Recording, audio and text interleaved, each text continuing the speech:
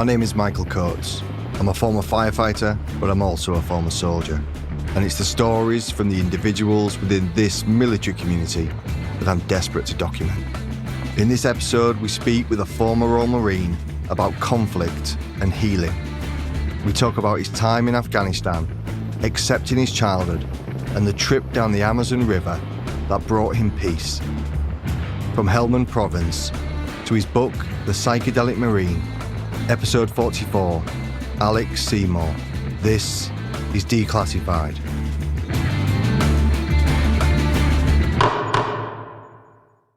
I was brought up in a variety of places. I was born in West London, a place called Ruislip, and then we moved to Reading. But I consider my childhood to be pretty much the best part of it was in Bristol. So we lived in a village just outside Bristol, a place called Whitchurch, and there was a big, huge hill there. It was about 1,000 foot high, and we used to go to the top of that hill, and you could just see about 15, 20 miles in every direction. It was stunning. It's really beautiful. I loved it. Why was you moving about? Well, I was on to my second father by then. My mother eventually married 3 times, 4 times if you count the last guy. She divorced him and then remarried him. So it's quite a checkered marriage history. But so my real dad left when I was about 2, and then she remarried and had 2 brothers. So there was 3 boys and him, and he had a job in insurance, and it just took him from A to B. So we travelled from London to Reading, and then Bristol, and then back to London. So after we left Bristol, which I thought was just wonderful and really brilliant in terms of the countryside and that kind of thing, he moved us back to London, and I just thought it was a bad decision because it was West London and it wasn't London's glitzy West End. It was a suburban area, and it was just a sprawl of semi-detached houses, and there was just no countryside, no greenery, and I just thought, he's really fucked up here. Why would you do this? Obviously I didn't comprehend it was about money or that kind of thing. How old was you? I was about 12, 13 at the time. And so I spent from then until the end of school in that environment. And I just by the time I was about 15, 16, I thought, shit, I've got to get out of here. I'm dying here. I'm really not literally, obviously, but I was just felt suffocated. I just wanted to get out. I just had a mad need for some kind of sense of adventure. Was you still in contact with your biological dad? Yes, I am now, but then I was not. No. And then your stepdad, was he a father to you, or? My stepdad, the next one, he was pretty violent. So I look at it now with mixed emotions. Everything outside the house was good. It's a wonderful environment in terms of my childhood in Bristol, but inside the house it could get pretty bad, and there was a lot of beatings to either me or my brothers.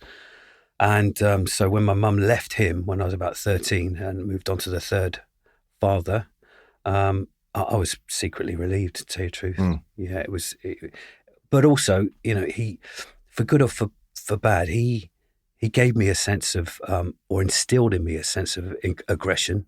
And I think that that aggression and the lack of encouragement that he gave me as a youth, when you kind of need some kind of strong, good father figure, it was just missing from my life. And so there was an embedded, instilled kind of thing to prove myself. Do you know what I mean? And I think that's what led me to a career in the military. I mean, there's a difference between controlled aggression that spills over into violence, especially when violence is aimed at, non-violent people. The violence as a child, was it also towards your mother as well?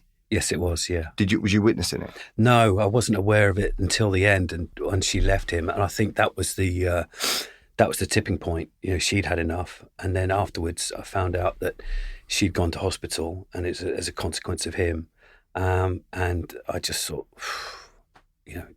this guy, he's best out of our lives. So that's why when we moved in with my third father, even though, he wasn't the ideal man, it was better than, where we'd come from. So I was secretly relieved. Was you violent as a child away from the family? There were a few incidents, yeah. No one's ever asked me that before, but in all honesty, I got into quite a few fights, and I'm not, I'm not proud to admit that I instigated a couple of altercations, put it that way. So yeah, I think I'm a firm believer that violence breeds violence. His father, looking at him in a kind of dispassionate way. His father served in the Second World War. He'd been blown up in the Navy, experienced a lot of trauma. And I just think there's this intergenerational cycle. He'd experienced a hard upbringing himself, and he was just passing his frustrations on to me. So it takes a certain kind of vulnerability to stop that cycle, I believe. What was your relationship with your mum like? It was very good. Yeah, she was very loving. At the time, she was my rock, and it's always been really, really healthy. And affection, love, yes, cuddles, and yeah, totally healthy, absolutely, full of love and warmth. Did she encourage you as a child to kind of express the aggression in a positive way? No, I think I mean, through confrontations I've had with her, even in recent years, basic conversations like, why why were you allowing this to happen? She claims to not have known. So she didn't know about, the violence that was being bestowed upon me and my brothers. And not to dwell on this too much, but how, because I can't work that out, how would it be hid? How could it be removed from her sight or her knowing? Yeah, that's Did he manipulate? Question. Was there a manipulation going on? Well, no, I mean, he rarely hit me in front of her, and it was usually, sharp, hard cuffs to the head, which really, really fucking hurt. And so I'd cry, but I'd cry quickly and get over it. And so I don't think she witnessed that much. She might have witnessed it a few times, ordinary smacking, that kind of thing, or ordinary as in back then in the 70s. But so I don't think she witnessed a lot. Did you live in fear? Was there a need to please him? Yes, there's a definite sense of fear living with him. Yeah. And he was strict in the house as well, so it's chores all day long. You had to do the washing up, the wiping up. It was in bed by 6 o'clock every night when he came home on the nose. So, it was a strict authoritarian kind of regime in that house at that time. So 13 to 16, was this the next chap in your Yes. life? Was he a better role model, or was he different? How was that? Yeah, he was much, much better, because he only once did he ever lay a hand on me, and that was just a misunderstanding. So, the violence stopped as soon as we moved in with him, and it was just a big relief. He was a lot more supportive. He was strange in his own ways. I don't know how my mum found these men, because, he had a strange rule where there was no TV allowed in the house. So I seemed to be the only bloke at school that didn't have a TV in the front room. And he was always annoyed that I'd be raiding the fridge and eat too much food, as you do as a hungry teenager. So he'd have a cabinet, and he'd lock a load of the food in a locked cabinet so I couldn't get to it. But other than that, those strange kind of idiosyncrasies that he has, he was actually, a fundamentally sound, good bloke. What did he do? He had his own business cutting glass, so he was a glass cutter. So he made quite artful cut glass crystal decanters, tumblers, all of that kind of thing. He had a workshop in the back garden. Daft question, did you have your own bedroom, or did you share with your brothers? Yeah, I did have my own bedroom, yeah. And your two brothers, did they share? Yeah, they did, yeah. Did you all have a good relationship with each other? Yeah, we did. I mean, there was a 4-year gap between each of us.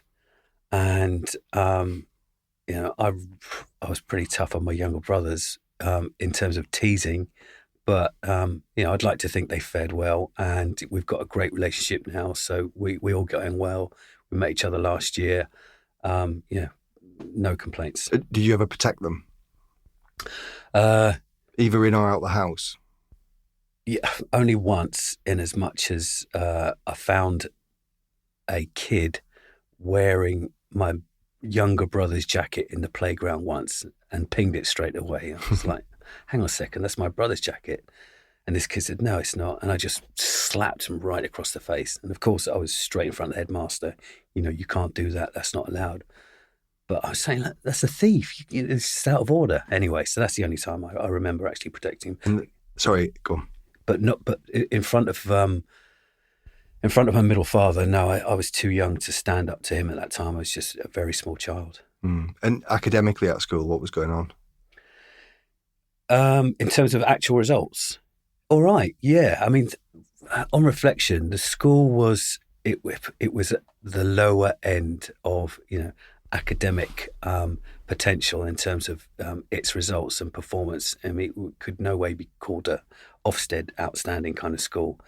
And the fact that they bulldozed it down after I left, is tantamount to the fact that the quality of its education could have been a bit better. But yeah, I left with a decent set of GCSEs or O levels as they were back then. So yeah, left with about 8, and then I was going to do my A levels, and then ended up joining the Royal Marines instead. And so I finished off my A levels in the Marines.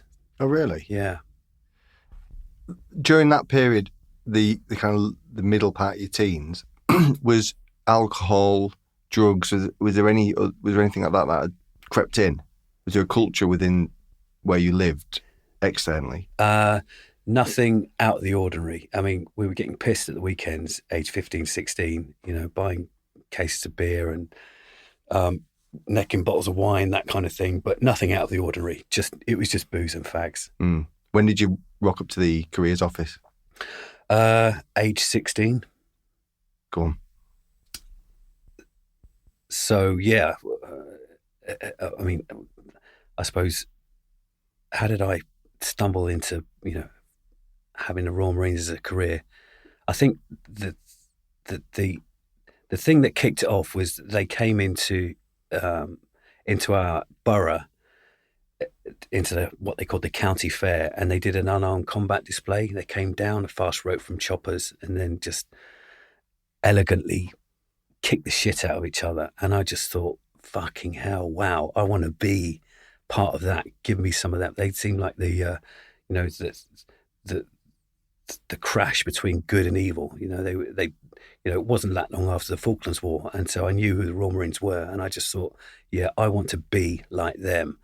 And then I found a crumpled old leaflet in the career development room at school, and it just said Royal Marine Commandos on it, and I just thought, that's me all over. So I ended up in the careers office, and flew through the tests, did my 3-day assessment, and then started training when I was 17 in the Commando Training Centre. Do you enjoy that? No, it was horrendous. Looking back on it, I definitely wasn't a man. I was still a boy, but then I joined with 52 other blokes, and they were all the same age. So we were all just turned 17. I can't believe they let blokes in at that age. So I think even then, back then in the mid 80s, they gave us milk. Like the bottles of milk we have at school. Yeah. So you find general purpose machine guns. Part of the day, and the other part of the day you're necking little bottles of milk. It's just weird. But yeah, it was really, really hard. Really, I mean, people know the school. It can be brutal at times, but I did pretty well. I got promoted to section commander, and then they've got this training rank called a diamond. So that's supposedly for blokes that reach a standard of excellence in training. So I got one of those with another guy. And then, finished training and then went to 4-2 Commando. And so, I felt pretty omnipotent then. You feel like a titan because you're 17 years old in a unit full of 700 blokes, and you've got flashes on your shoulders saying Royal Marine Commando. You're wearing a green beret, and you think, made it. And was it everything you thought it was going to be? That first stint in the Marines, yeah. Is that what you mean? Yeah. Yeah. So yeah, absolutely, it was. With bells on, it was fantastic. It was an amazing experience. We did 2 tours of duty in one in Northern Ireland in '87 on active service, and another one in the Gulf. I was actually after Northern Ireland. I got attached to a naval ship, HMS Brazen, which is a 22 frigate, and with my best mate from training, who's still one of my best mates now, Stu MacArthur, and we got posted straight from training to 4-2 Commando to Northern Ireland to the same ship, and he ended up being in the bunk above me for the next 6 months, and then we did about 25 countries on active service in the Gulf during the Iran-Iraq War, and then came back and ended up doing about another 18 months, year, something like that. And I was out after 5 years. Why is that? Why did you leave after 5? It was a combination of things. One, I thought the promotion route within the Marines at the time was so slow. It would take you about 12 years to get to sergeant. I'm not sure whether it's the same now, but, and having grown up in northwest London and knowing the prices of property and how much it costs to have a family, that kind of thing, I thought, even on a senior NCO's wage or a young officer's salary, you're going to struggle to buy a property to have a family. And ultimately, I wanted my own home. I wanted a family, and I kind of miss London as well. There's a great clubbing scene that kicked off there. I was, having as much fun as you possibly can when you're about 22 years old. Still friends with old school friends that I'm friendly with now. I was out with one last night, and that kind of lured me back. So I just thought, combined with the lack of control you have in the military, because as you know, they own you. If they say go, you have to go. So after Northern Ireland, the Gulf, a couple of tours of the Arctic, doing Arctic warfare training, I just thought, well, I've got to get some kind of autonomy back in my life, and just thought, okay, done 5, nearly 6 years. It's time to move on to something else. What year was that? That was about 91, I believe. And then was the grass greener? Was you enjoying it when you got out?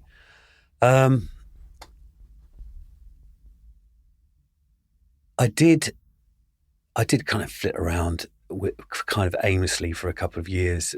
But then I did find my feet working for Diageo. So they're the people that make, they're a booze company that makes Smirnoff, Bell's, Gordon's, Pimm's, Johnny Walker, all that.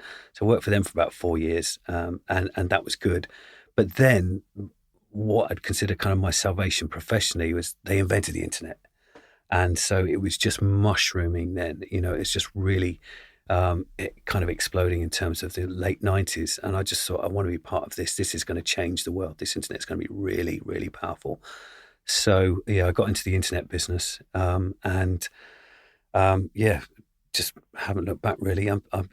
After that sabbatical that I had, where I took a year off to go back to the Marines, which is what the book's about, I went back to the same career in cloud technology, in the internet. We'll get to that in a bit.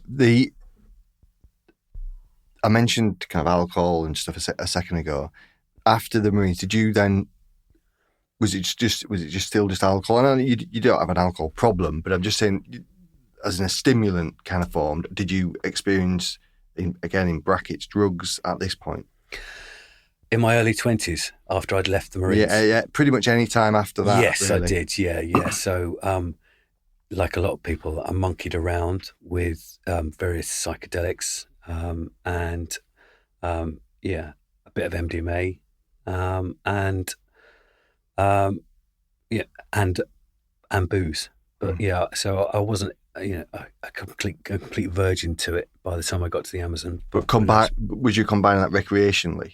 Was you going out, because you said about the clubbing scene, so would you go out clubbing using this to kind of elevate your mood? Yes.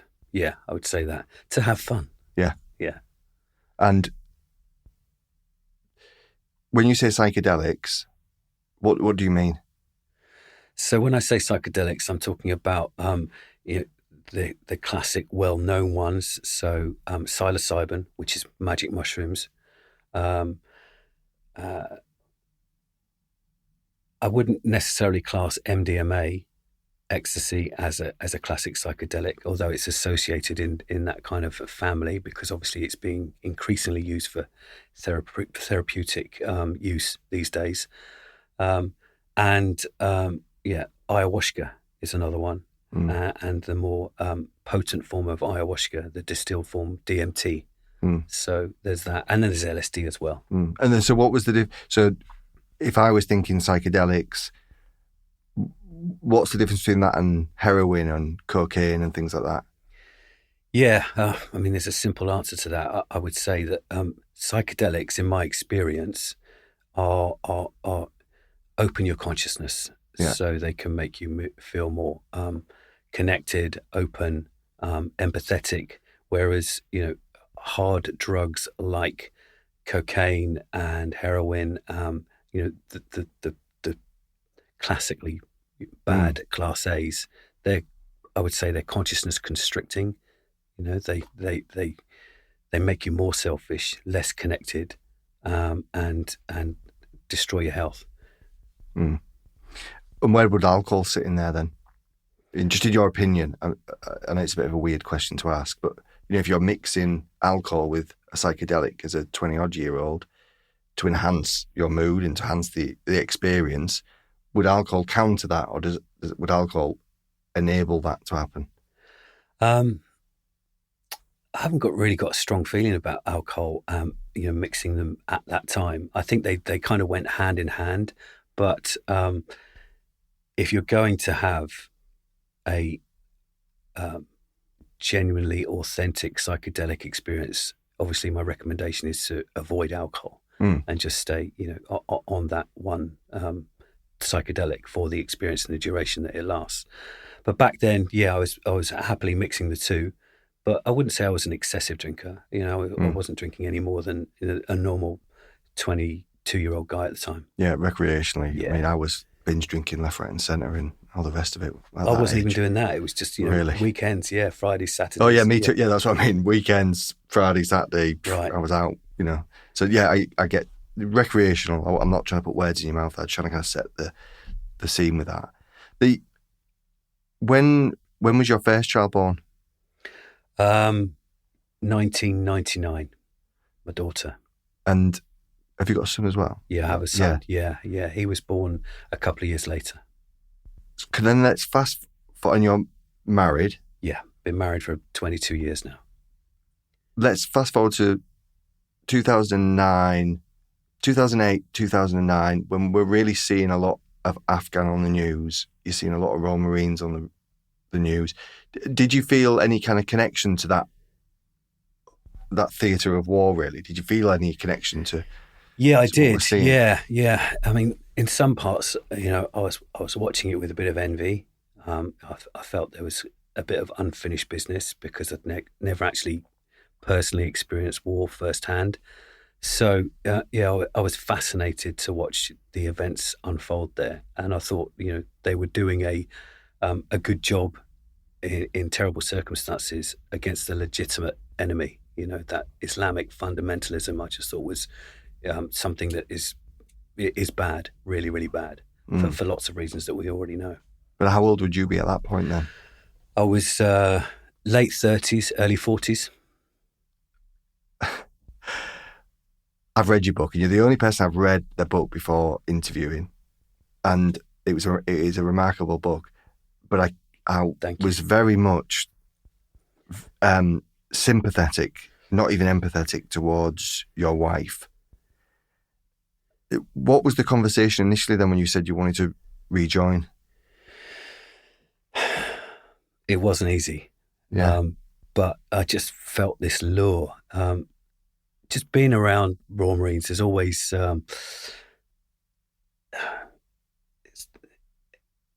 I've always felt an excitement being around them. There's just something about being around those blokes that I just didn't get in civilian life. And so I missed it, and I was getting more and more nostalgic for it. And so when the opportunity arose, and I just thought, well, there's an opportunity for me to take a sabbatical here in my work. I can take a year off. So I looked at joining the reserves, and then I mentioned it to my wife. I said, there's obviously a strong likelihood I could get called up for Afghanistan. And she was like, no way, no, just completely out of the question. You're nuts. I'm not having it. You're not going. Mm. And so obviously it took, a while of some fairly ardent, persuasive conversations on my part before she actually came round and said, okay, all right, fair enough. You got my blessing. And I've always open when, my response, I felt, and even when you're speaking, I feel like it was, and again, it's only because I've read the book and I'm kind of emotionally attached to the book as well. It could be perceived as being reckless and very selfish of you to do that, especially with the children being the age they were. Did you feel responsibility to be a dad, take that as you want and ask the question, but also to look after yourself as an individual? Does that?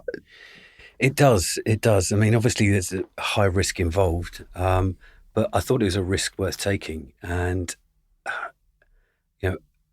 I had a mindset at the time that was, some people could perceive it now as kind of fairly cold, but I just thought, well, I've got insurance up to my eyeballs. So if anything does happen to me, then, the kids' educations will be taken care of, the house will be taken care of.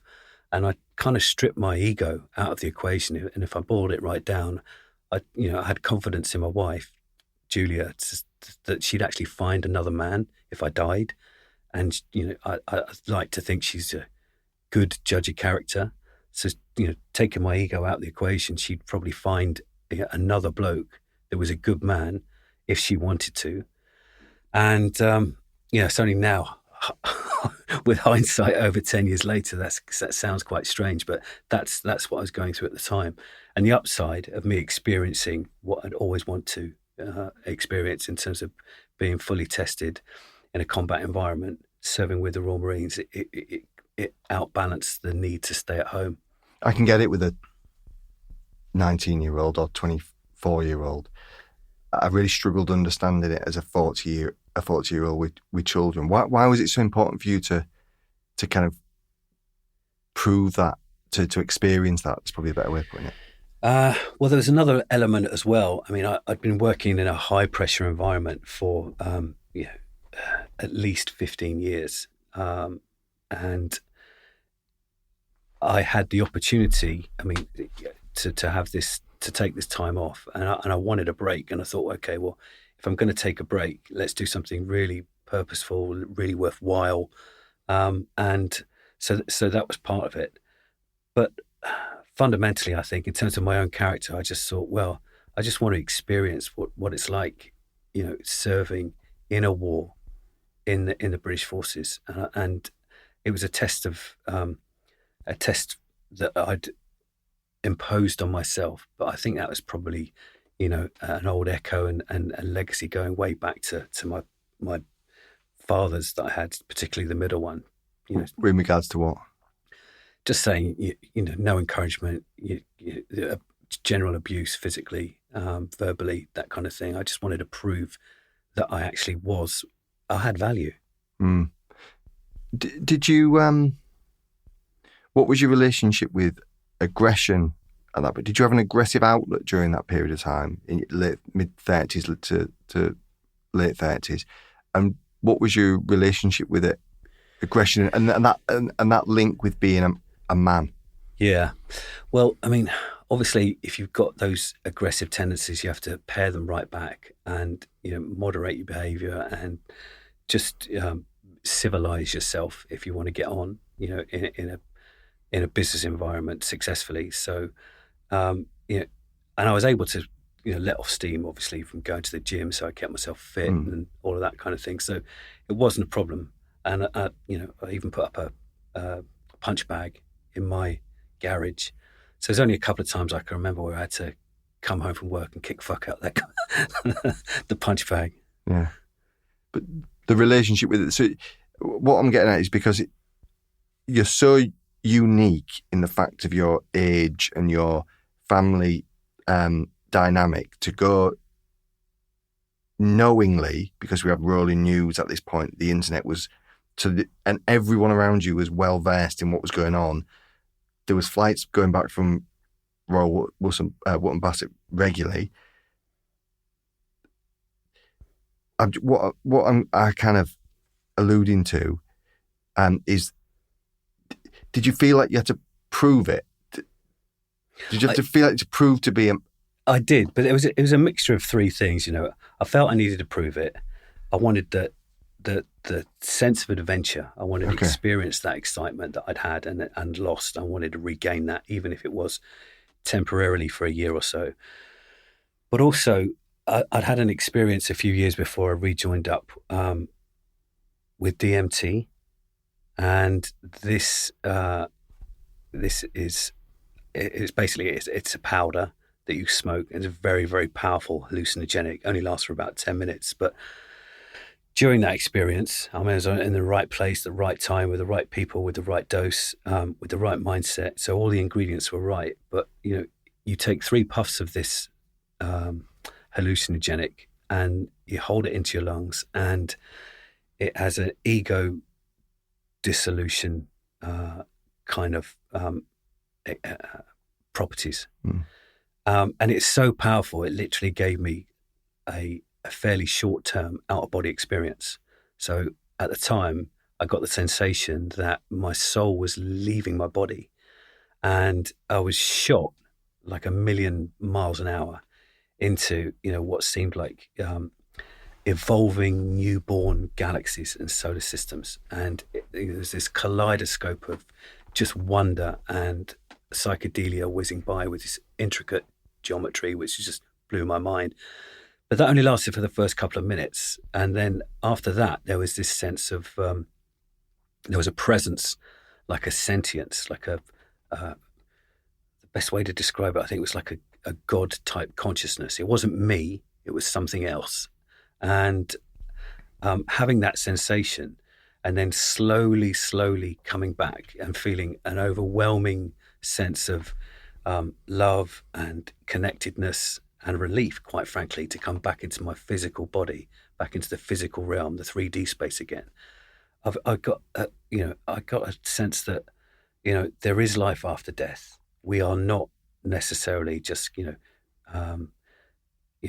what our meat bodies are as we go about our daily business. There is an alternative state of consciousness, and we may live after our bodies actually physically die. And of course, having removed that fear of death, that was a pivotal moment in my life. Having removed that, it made me a lot less anxious and worried about going to war and dying. It massively diminishes your stress if you've experienced something like that before you go to war, because you think it's all going to be fine. And because you just said it, the insurance, the financial part of things was covered. And then you had this realization that there was another state of consciousness with the DMT experience. But what about the responsibility with regards, and again, I'm dwelling a bit on death here, because that's the ultimate, and I have a fear with young children of not being there for them. Was there any of that?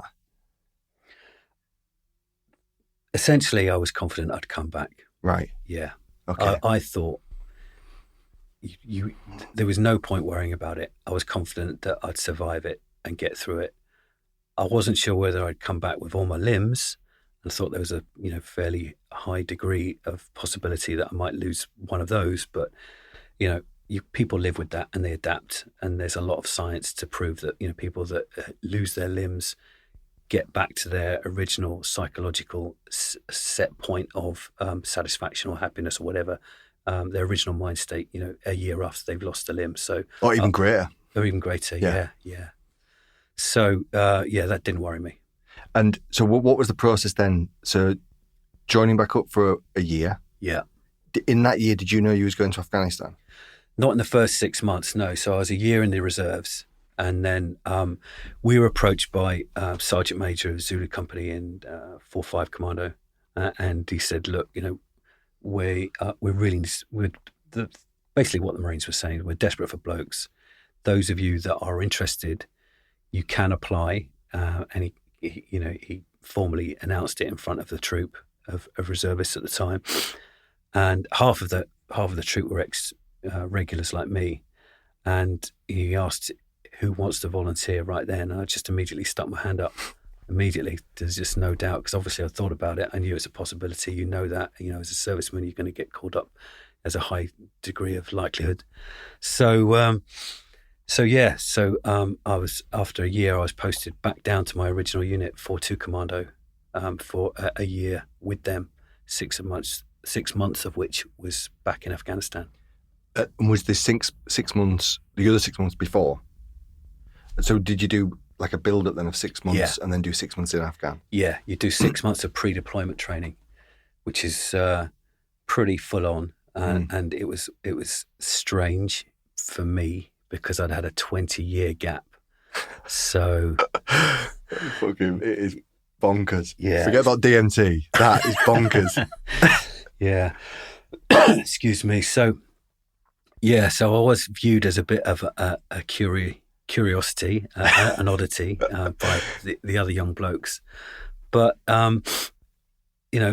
I slotted back in and there was no dramas. And, the phys-wise, physical training-wise, I'd managed to just about keep up with the young lads. The average age of them was about 21, 22, something like that.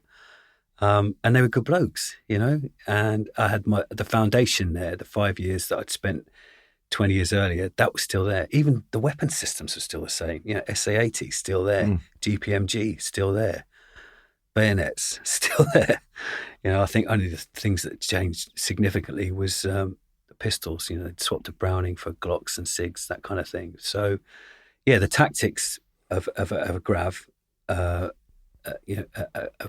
gravel belly Marine, hadn't really changed that much. So it was just picking up those old skills. The mentality changed, the culture changed. Yeah, that's a good question. So I think it's changed for the better. I think that the young Marines in this new generation were a lot more sensitive and had a lot more emotional intelligence. Well, not a lot more, but they were. Whereas back in the old days, when I say the old days, back in the 80s, early 90s, there was a lot more of a hard man sensibility. They were a lot gruffer, harsher. Piss taking is a bit more merciless. They wouldn't suffer fools gladly or lightly. And a lot of them had just come back from the Falklands War, and they were quite tough on people and didn't tolerate fuck ups. And then, so what would the difference be between someone fucking up then in 2010? Yeah, well, guys would still get ironed out. Yeah.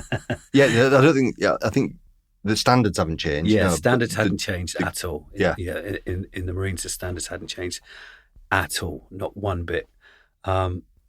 As they haven't really since the Second World War. The commando test is still the commando test.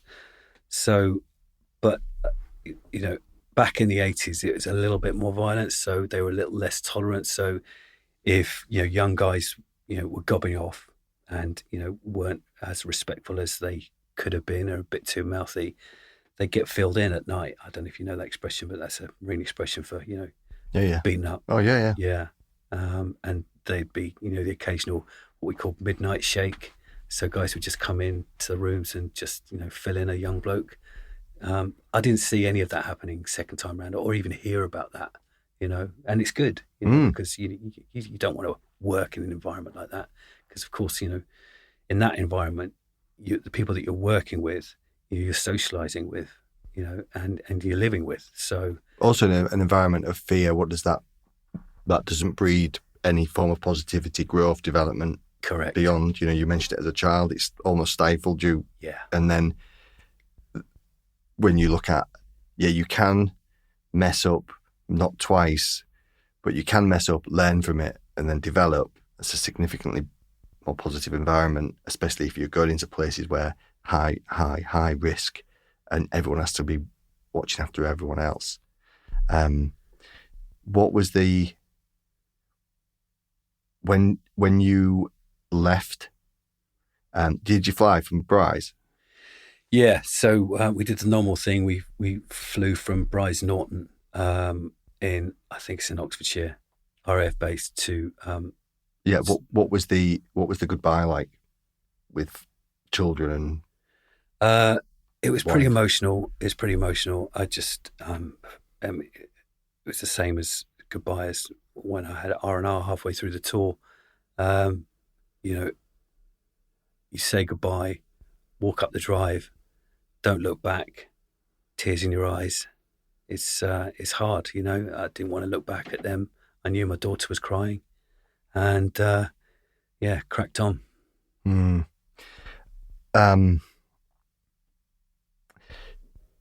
I often found I did it, but not to the extent because I didn't have what you had at home. But I would very much switch off and kind of start even before I was going anywhere. And to an extent, even now, I would kind of start switching off from people and start focusing. Was there any of that? Was there any behaviour change before you left? Of either what you're aware or that people around you told you? Not knowingly, no. I was able to kind of keep it discreet and compartmentalize it, and yeah, I think I held it together in an okay way where there weren't any dramas. And I'm not calling you a nice way. I'm not calling you a wimp, but I'm just you are going away for a long period of time with not, you know, you ain't got the same access to conversations and all this kind of stuff. So I wasn't implying that. I was more implying the length of time and the fact that you're going from one thing and then you have to acclimatise to a completely new thing. How was that? How did you find that? How was that when you got there? How was that acclimatisation? Not just to the temperature, because that's one set of acclimatisation. There's also another which is all about, you know, what's normal in West London is not normal. Yeah, elsewhere. it was pretty instant. I do remember there were a few incidents. We flew to Camp Bastion, which, as you know, is like a military city in the middle of the desert. Just this awesome construction, you know, with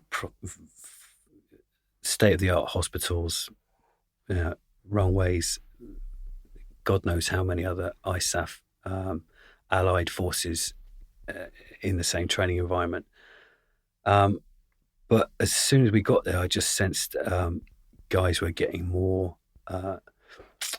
not irritable, less patient with each other. So they tolerate mistakes a lot. They were a lot less tolerant of mistakes. You know, they were becoming, there was a brittleness to it. There were a lot more, I would say, a lot less patient and a lot harsher with each other initially. You know, there was a lot less joking. You know, people weren't being frivolous anymore. They switched on. Yeah, they had the game on. And what was your role within this? Was you standing back from it? Did you feel like you were part of it as a reservist, although you had spent, you know, nearly 6 years in before? Did you feel you were there as a contributor? Yeah, absolutely. I mean, you do have moments where you detach yourself and take a step back, but you know, I threw myself into it 100%. So you know, I wanted to be completely involved. I didn't want to be detached in any way. But there were a couple of moments where I remember this one moment where we were in this tent and there were 80 bootnecks in there, and it was, you know, we'd spent a whole day on the ranges zeroing weapons. We came in hot, sweaty, dusty, and I just remember looking around that tent and there were 80 Marine commandos in there, and it was really, really, the light was really dim and everybody stripped down to their waist, and half the blokes were just covered in tats. It was just hot and dusty and wet. Everybody was, you know, using bunks, and I just remember looking around, just seeing kit everywhere, just strewn, all the imaginable kit that you take out, you know, when you're on ops out in the field properly, you know, things like medical kits, just a jumble of weapons, really, really sophisticated sniper weapons, just countless different types of knives, Leathermans, K-bars, commando daggers, all that kind of thing. And they were, either cleaning their kit, cleaning their weapons, starting to get their heads down. I just remember thinking, Jesus Christ, I would not want to be on the wrong end of this bunch of blokes, because, get ready. These guys have got, they're not going to be taking any fucking prisoners. And I just remembered feeling quite humbled then, looking at, thinking, really, really proud, thinking this is the cream of British youth here, and they're ready, fighting fit, literally, to go and attack the enemy and fight and win. What was the role? I was in a multiple, so it was a group of 16 guys, and we were in a fort on the front line in Nadi Ali, which is a hairy place. And so I was 2011, 2010. What month was this? This must have been May. Yeah, we got 2010. Okay. Yeah, in May. So I was a grunt Marine, frontline combat Marine. But what? Sorry, beg your pardon. So, and what would that entail? So you're in a fort. What would the day-to-day be like? What was the kind of mission of you guys? It was pretty full on in terms of the workload. So I won't labour the point, because most people are aware of what conditions are like out there. But the temperature is a killer. It's red hot. So it's like 120 degrees every day, every fucking day. Centigrade wise, you're looking at minimum 40 degrees centigrade. Sometimes it would get up to 50 degrees. And so we'd be out patrolling every day and every night with no days off. And as you know, if you're out there in a forward position, supporting other units, just hunting Taliban every day, you hardly get any sleep. So you come in from patrol. Patrol could last 4 hours. It could last 8 hours. It could last 10 hours. You come in from that, and you'd have to deal with whatever you encountered on that patrol, and then you get shit together, do your admin, and then you'd also have to do guard duty on the Sangars, and the two Sanger outposts obviously afforded protection. So the perimeter of where you were staying, there's always someone there watching, is there? Yeah. So we had to divvy that up. There were 16 blokes, and we had to divvy that up between the 16 of us in those two Sangars. So what that means is, in terms of sleep, you never, ever, ever seem to get more than 4 hours sleep. 5 hours sleep if you're lucky, and there's no routine to that sleep at all. So it could be from 1 a.m. to 5 a.m. one night. It could be from 10 a.m. to 2-3 p.m. In the afternoon. There was just no rhythm, so your whole body clock's completely fucked.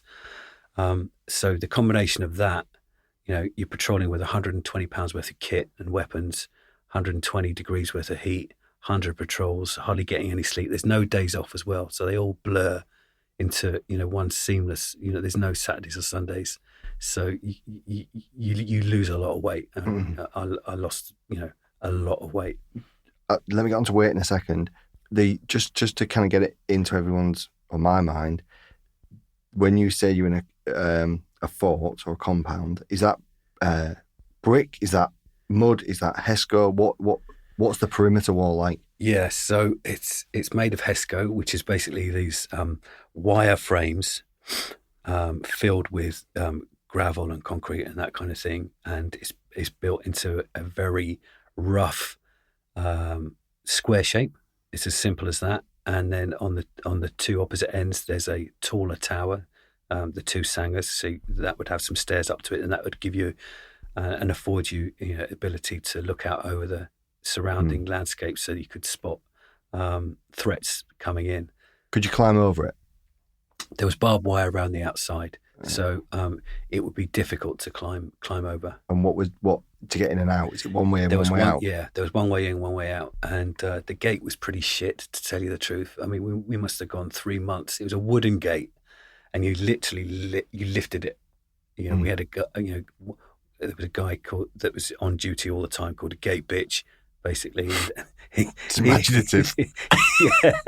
And so whoever's job it was that day to get the gate would, the gate bitch would open up the gate and the patrol let the patrols in and out at any time, day or night. But it was literally you'd physically grab hold of this wooden gate, which was about 10 feet high, so you couldn't see through it, but it was pretty flimsy, and there was no lock on it. There was no lock, so anybody could have crept up from the neighbouring village, or any insurgent or anybody who wanted to do us harm, and just literally opened it.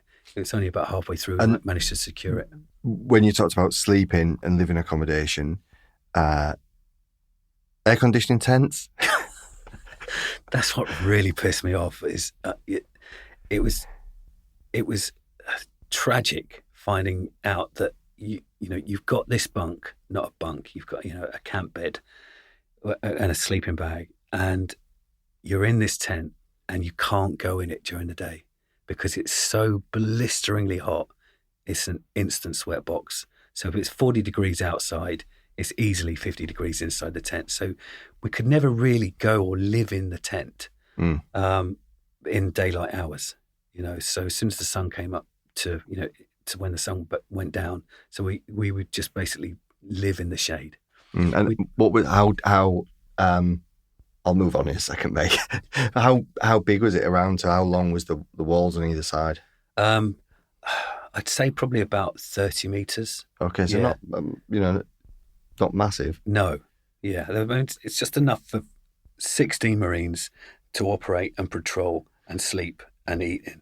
And then where would be the nearest kind of allied forces from you? About 3/4 of a mile. Okay, so again, you're not together, clumped together. It's a big thing. And then this constant, I'll say rhythm, but this constant kind of battle rhythm of out patrolling, back in. Was it high risk? Was you in a state of fight a lot? Was you relaxing? Could you chill out and just forget about everything? What was your nervous system kind of doing it during this point? I mean, obviously, when you're out on patrol, weapons are fully loaded. You've got to round up the spout, and you're on super, super high alert. And I suppose that was one of the things I wanted to diminish when I got out. And one of the reasons why I went to the Amazon, but we'll probably come on to that.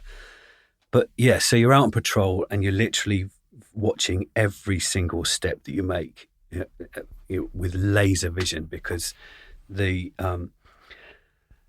IEDs out there, the bombs that the Taliban would lay, there were multiple different types. Some were pressure plates, some were vehicle borne, some were suicide vests. And so, obviously you get the education and training out there of all of these different types of threats, sniper fire, suicide bombers, everything. So you're on super high alert. So personally, and I can speak for the rest of the other guys, just being aware of their mental states. Once we got back in and we weren't on Sanger duties, we did switch off. You had to. You just couldn't. You'd mentally degenerate if you were under such high stress constantly. So yeah, we were able to chill out and relax when we got back to the fort. And was you dwelling on things, paperwork you hadn't sorted out back home? Was you thinking about the children, their day to day? Was you thinking about the life? Was you allowing your mind to wander? Yeah, you do have moments. I mean, obviously, you have moments of self-reflection, but it started off. I mean, there was no messing about. I mean, it kicked off pretty quickly. Guys were going down. There were casualties. 4-2 Commando, my unit, ended up having 7 blokes killed and many, many casualties over that 6 months. So, in terms of thinking about my family, I kind of mentally cut myself off then, because we had these satellite phones and I did use them when I first got there. And, it's literally a hi, darling, how are you? How's the kids? The typical thing when you're having those conversations. But after a while, I just sacked it off. I just thought, what am I going to tell them? Life sucks here. I've got no control over our lives. Military's got us by the balls. People are getting blown up. It's the usual war story, right? There was no happy, upbeat, lively tale to tell. So I just pared back the contact and I ended up writing letters instead. And I found the expression of writing a letter on those little blueies that the MOD provide was good, and it was enough. And I could write those to my family, and we still got them. Yeah, it's a real historical piece as such. And just to give, if you haven't listened to JJ Chalmers' episode, probably 2 years ago now, that was all part of that same tour. You great mates with JJ, and that's how me and you are sat here now. That's through Mr. Chalmers. Yeah. Fast forward, you go on R&R, you come back, you're straight back into it again, finishing the tour and coming home. Look, I can imagine homecoming being amazing. Did you feel different? Did you feel better? Did you feel like you fulfilled what you wanted to fulfill? In part, but I thought there was another step to take. And because, you just mentioned JJ there. That was an emotional point for me. JJ was, my best mate in the Marines, and we got posted from the reserves together. He lived in Scotland, and instead of being posted to 4-5 Commando up in Scotland, he ended up being posted to 4-2 Commando down in Plymouth. Typical bootneck, logistics. Yeah, logistics. Anyway, he sucked it up, and he stayed in London. So every weekend I'd drive him to London and back. So we got to know each other really, really well. And he was, you know what it's like. He's got a seriously upbeat personality. He's great bloke. So, there was a day when I just heard this massive explosion, an ID had gone off, and I just thought, fuck me, that sounds really, really properly nasty. And so we mobilised to get out the fort, quick reaction force, and then news soon came in that JJ had been blown up. They were searching a Taliban commander's bomb-making factory, as we'd done multiple times ourselves. It's just, I remember rooting around one myself and going down on one knee to speak to Yoda, our sergeant, and nearly kneeling on a hypodermic syringe and thinking, fucking hell, this is 500 yards from our fort, and knowing that there's a kind of nest of Islamic fundamentalists smacked out on their heads on heroin, just literally down the road, with the intent purpose of trying to kill us. And it's really sobering. So JJ's catastrophic IED encounter, I believe it injured, it injured him terribly, but it killed 3 blokes immediately, one of whom was Sam Alexander, who's the best mate of one of my other best mates in my multiple, Jono. And we all took it really hard, especially Jono, and he was only allowed half an hour to grieve, by our troop sergeant before he had to, it just sounds ridiculous, doesn't it? Best mate killed. All right, take half an hour off, get your head together, get back in the game. And he did, It's the power of Jono. He's a fantastic human being. Anyway, so to your point, was I different when I got back? Yeah, there was all kinds of stressful encounters out there, and a lot of them have just outlined in the book. But I just thought, I'm going to need to wind down. I need to properly have some downtime here. Not just, I'm not talking lying on a beach and getting a deeper tan. I'd had 20 of those holidays. I wanted something more significant and a proper opportunity to just literally calm the fuck down, because all your senses when you leave, personally, you're on high alert for 6 months pretty much, and so I just thought, I need to take some serious time out here and regroup and come down to a level where I wasn't on such high alert, and I could assimilate back into civilian life sensibly, calmly, without any dramas. That the incident you just referring to with JJ, we've also recorded with Cassidy Little as well. That's right, yeah. He was and then those two, they speak at different angles, but it was a real defining moment for a lot of people, and a lot of respect was given around that. Both those conversations around that, and go if you're listening. I don't really speak to the listener, but if you are listening, those two are certainly worth. You'll know exactly what Alex means. So why? So you come back 6 months away, then you reconnect with the family. You then say to your wife, right, I need to pop off again, and not just down the road. I need to go to the Amazon. Yeah. I mean, there were a couple of choices. It all stems back to my first encounter with the DMT. It was almost like a spiritual awakening, because I'd gone from being completely non-religious atheist, to awakening something then. And I knew if I went to the Himalayas and communed with a guru, in the northeast, that was a bit like a 20th century kind of cliche. So I didn't want to do that.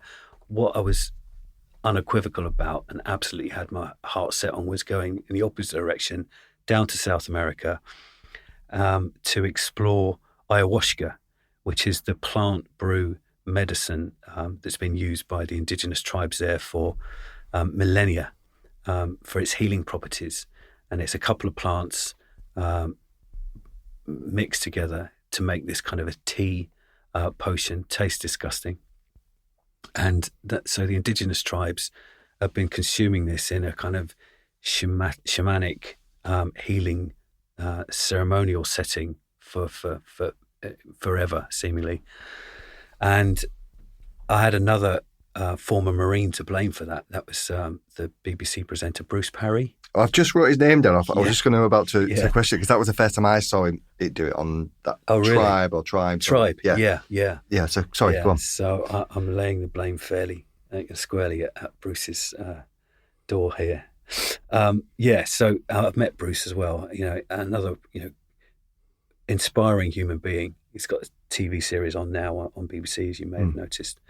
But he'd done the ayahuasca ceremonies in the Amazon jungle, lived through it, and because of the element of DMT that was in the ayahuasca brew, it just lured me, like a moth to a flame. I was like, okay, I need some of that. I knew it had the ability potentially to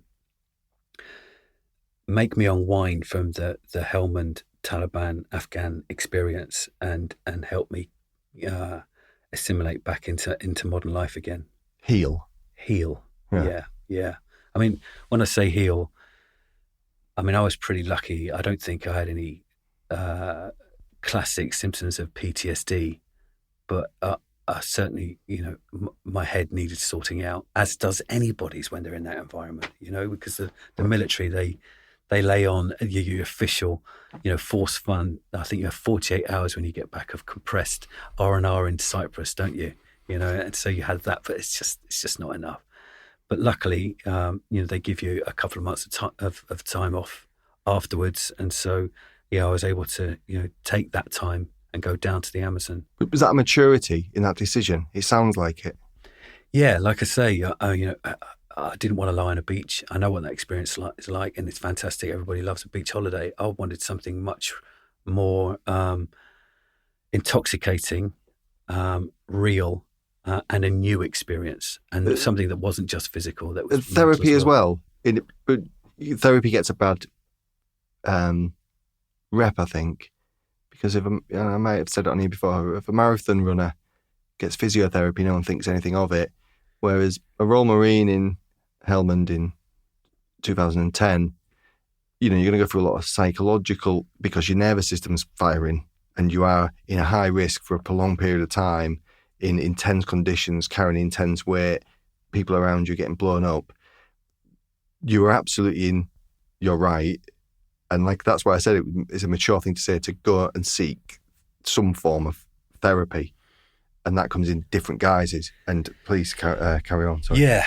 Well, I mean, it was. I suppose sounds like a blunt word, but it's growth. I wanted some kind of growth and enlightenment, and I'd had some kind of awakening in my first experience with DMT, and that was immeasurably unforgettable, and I knew my life would never be the same. So that's why I just thought, well, I can continue this, but I continue it in a safe setting, in an exploratory way, in a natural environment where there is no war. There's just total peace in the jungle. So it's completely transformational. I don't want to go into every single stage of the Amazon, because the book, I read it recently, and it was really, it gave me some, not answered, it teed things up for me. I'm speaking from a personal point of view, because I think our childhood is quite similar. Reasons for joining are quite similar. And it framed things for me, the book. So I would really recommend, going and getting the Psychedelic Marine. But just to broad brushstroke it, what does the ceremony consist of, and why? How long was you there? Did you do it once? Did you do it 5 times? What was the process of that trip in the Amazon? Yeah, so there was about 15 ceremonies, something like that. I mean, traditionally, I use that in the kind of loosest sense of the word, but traditionally in a tribal setting in the Amazon, a ayahuasca ceremony is led by a shaman, and it's in a hut called a maloka, which is a circular hut, maybe 20 meters wide, and people drink a teacup or a small glass full of the ayahuasca brew, and then lay down on a mattress. And in nearly all circumstances, there's a shaman leading the ceremony, and he and maybe 1 or 2 others would sing these songs called Icaros, and they're traditional tribal songs, and they're really amazingly powerful. These guys can belt out tunes, but they're in a completely incomprehensible language in ways that are nothing like our own conception of music. So it was very strange, very weird, but you'd feel under the sense of ayahuasca that you could feel the music of these Icaros just reverberating through you. So sometimes they would sing really, really close to you, within like 2 feet. And so you can imagine getting serenaded by, Pavarotti or an opera singer. You take that and times it by 10, it just goes straight through you as this wall of sound. And if you combine that with the intense feelings of psychedelia and, the visionary aspect, which is really, really otherworldly, and you're in a jungle and you can just hear, the chirps and rasps and, of a million different insects, all the natural jungle wildlife outside the Maloka. It's overwhelming. It's literally overwhelming. It's so overwhelming that a known and completely wholly acknowledged part of the ayahuasca ceremony is to purge, also to puke. So, you drink it, after 30 minutes, it would settle in your stomach. The visions would come on really, really strong. You get a sense inevitably of, oh my God, what have I done now? Am I coming back? That usual, fear. And then most people, I'd say kind of 9 out of 10, me included, you'd have a bucket there, and then you puke into the bucket. And then after that, after the waves of nausea would go away, then you'd settle back into it, and it'd be a lot more comforting, and the visions would calm down, and it would be a lot less hectic. So that's typically what an ayahuasca ceremony is, and they last for about 4 or 5 hours. And then it just gradually winds off towards the end, and then you just naturally fall asleep, and you wake up in the morning, feel completely refreshed, and with no hangover.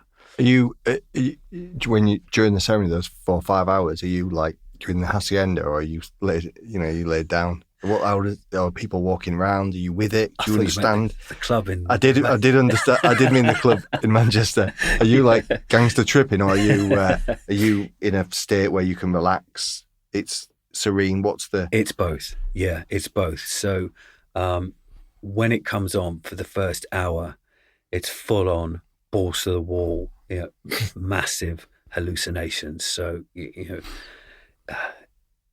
reptilian figures, ancient kind of archetypes in terms of, lizards, dragons, all kinds of fauna interwoven with these massively intricate geometric swirling shapes and all kinds of colors. And a lot of it at times I felt was kind of polished as well. You'd look at the scales of some kind of imaginary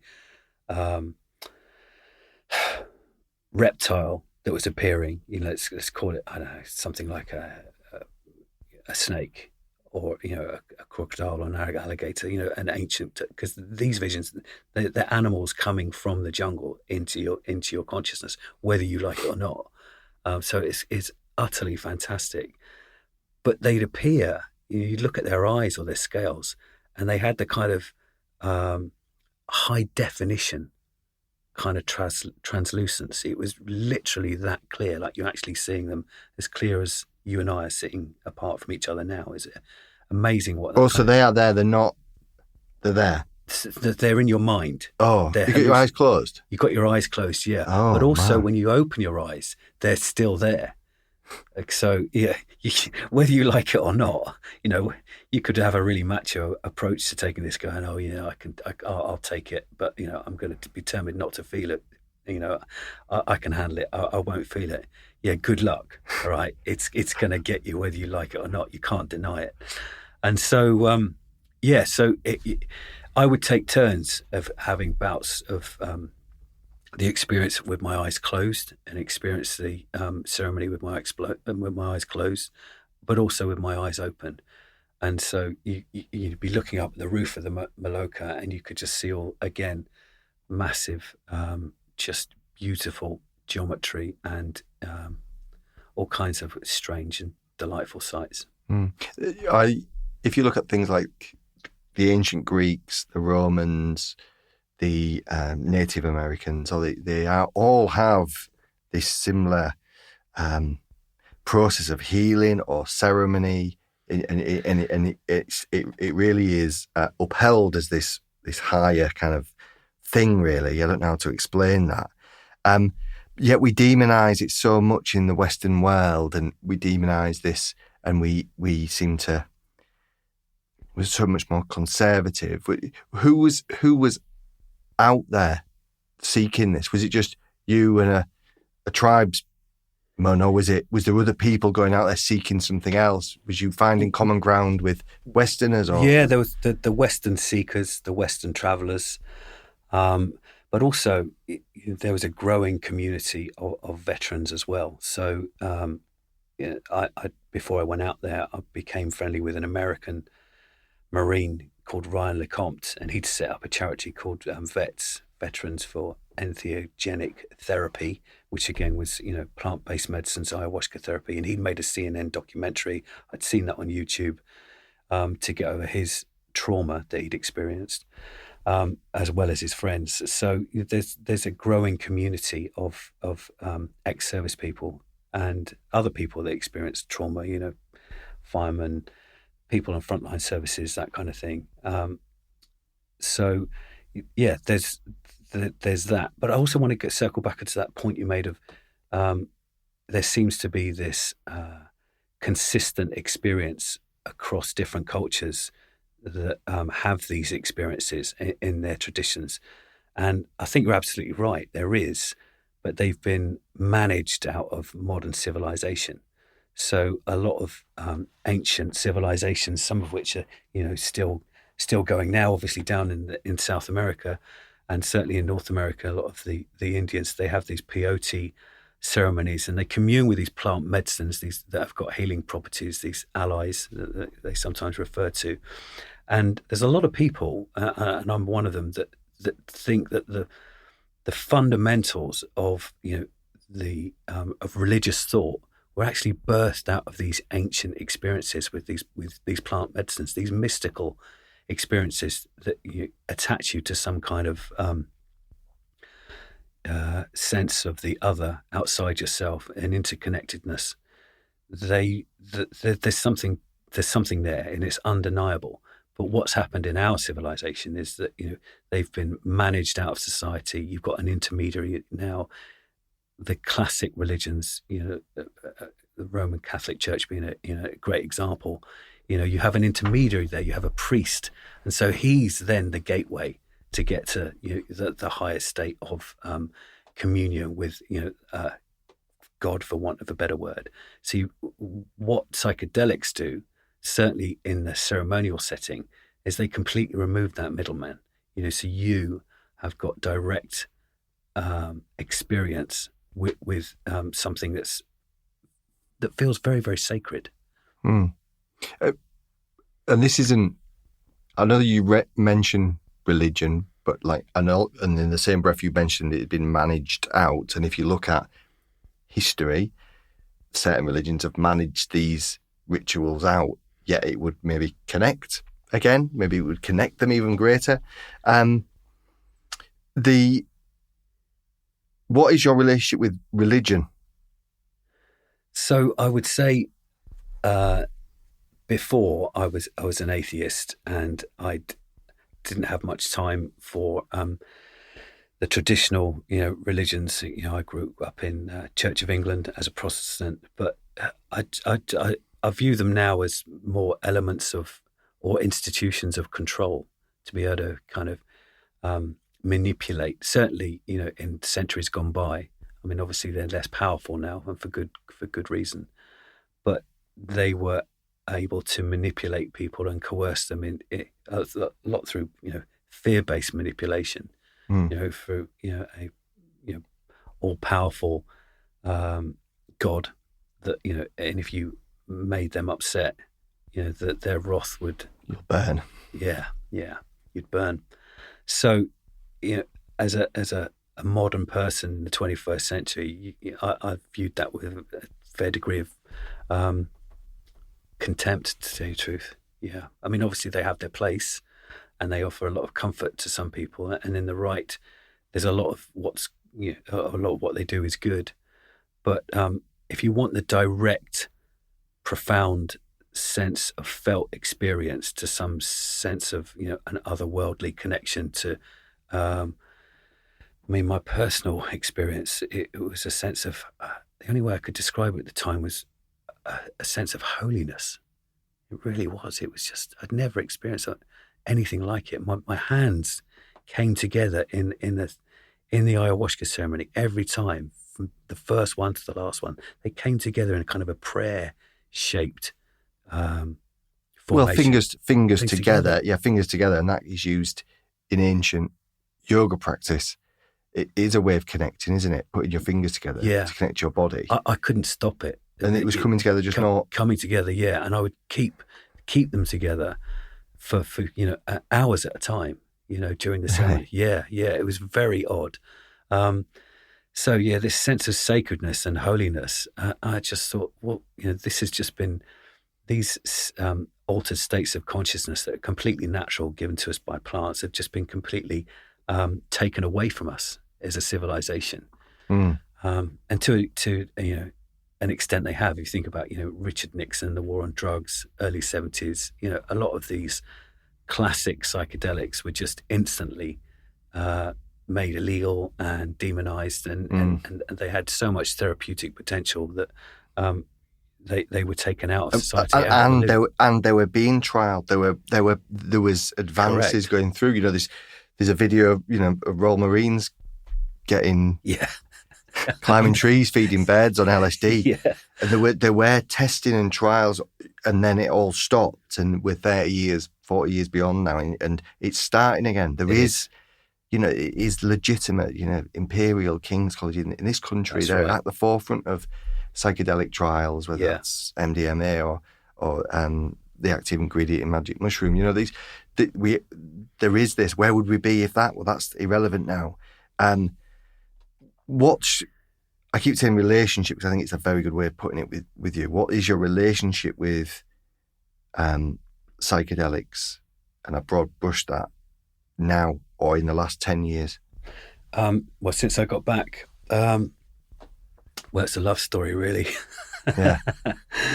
Yeah, I've a profound respect for them. I think there's a real purpose for them in our society, and particularly for things like ayahuasca and psilocybin, so magic mushrooms. So there's a lot of excellent science and research that's going on now, with impeccable academics like Dr. Professor Nutt. Yep. From Imperial, yeah. Imperial, yeah. As well as Dr. Robert Carhart Harris. He's doing some fantastic research to help with people's anguish and problems through problems like depression, addiction, anxiety, all kinds of things. So obviously it's not a panacea, but certainly for things like PTSD, the Americans obviously a lot of the time are one step ahead of us, and to their detriment sometimes. And they were, a lot of the guys coming back from Iraq and Afghanistan that had PTSD were being heavily prescribed antidepressants, SSRIs, which is just basically like a plaster. What's SSRI?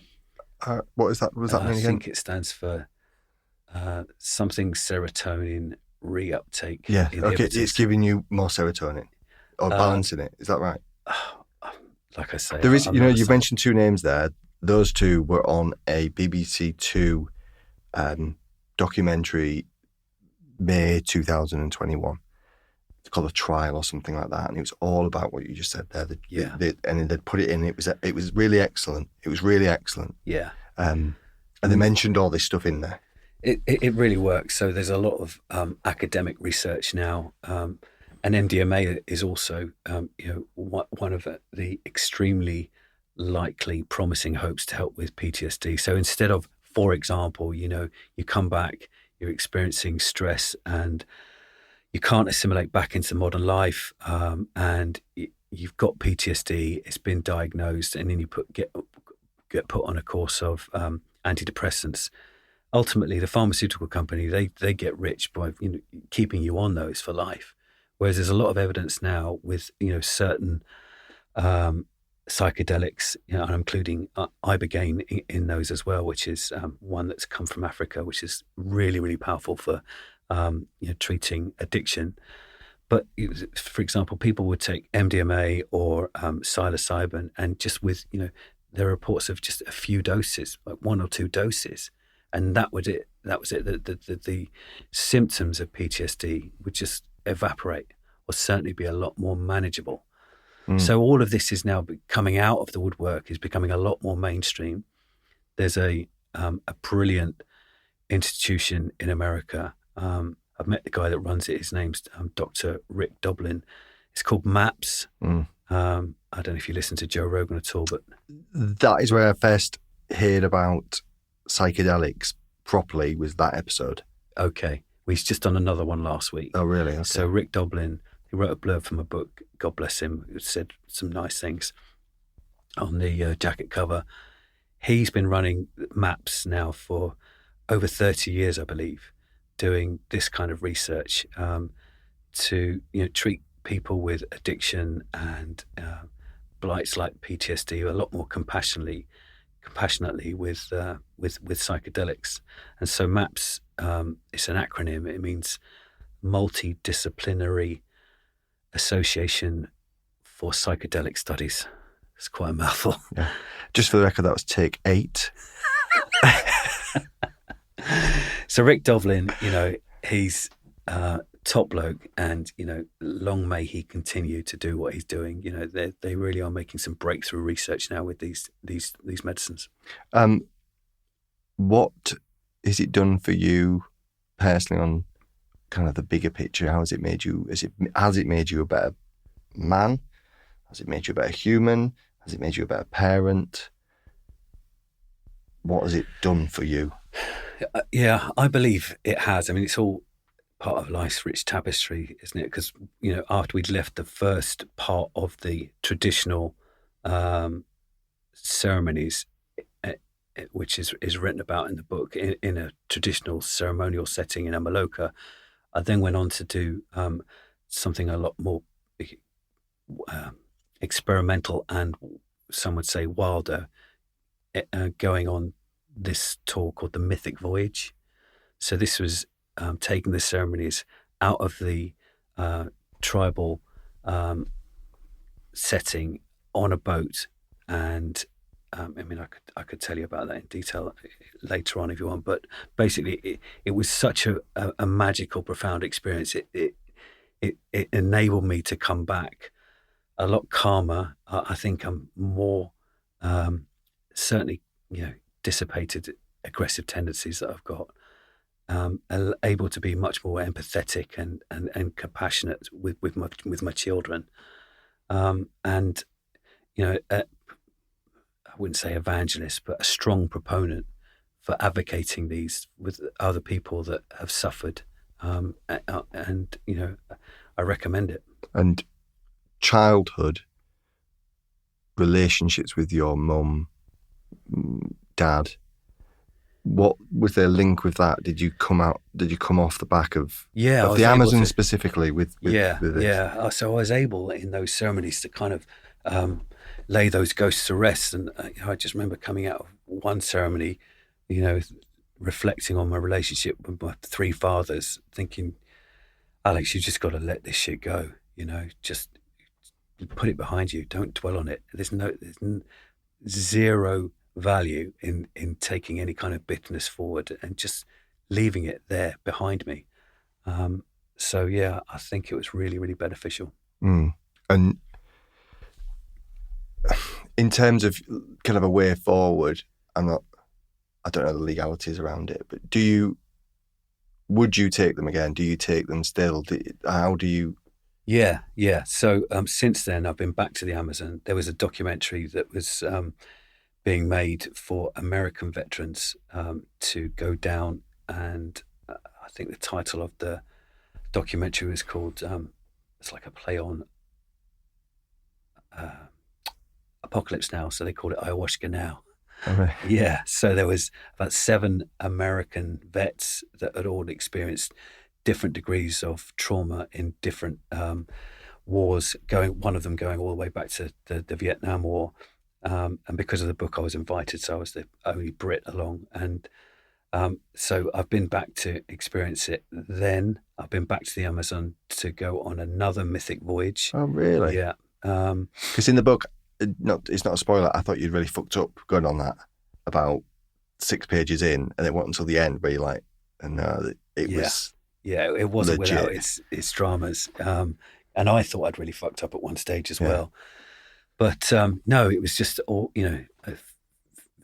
completely, imaginary fear. So you went back for the second time as well and did it again? Yeah, went back for a second time and a third time as well. Oh, really? Yeah. So I've been over there at least, 3 times. Plus I've had experiences in the UK as well with ayahuasca ceremony in the UK. This is not an advocation for taking anything. Therapy has to be dealt with in a very sensitive and right way. This steps forward with trials and all the rest of it. And this is your experiences. We are not telling people to go, pick up anything and just start doing it. You did it in a very calculated way. I'd absolutely recommend the book. Is there anywhere else people can go to kind of look at this? Not just your experiences, but we've mentioned maps. Yeah, so there's another charity set up by a great guy called Jesse Gould. It's called the Heroic Hearts Project, and it's for vets that have experienced troubling times, PTSD. There's a lot of American SF guys that have got a lot of value from it, and they've just opened up I heard recently they've opened up a UK branch, and I'm not connected to them in the UK, but Jesse, who started that charity, he's an American Ranger in the Ranger regiments, had served in Afghanistan. He was with me during that documentary that we're making, Ayahuasca Now, and so yeah, I support them, and I think they're a wonderful organisation, and all power to them. Alex, thank you so much, and we will leave it there.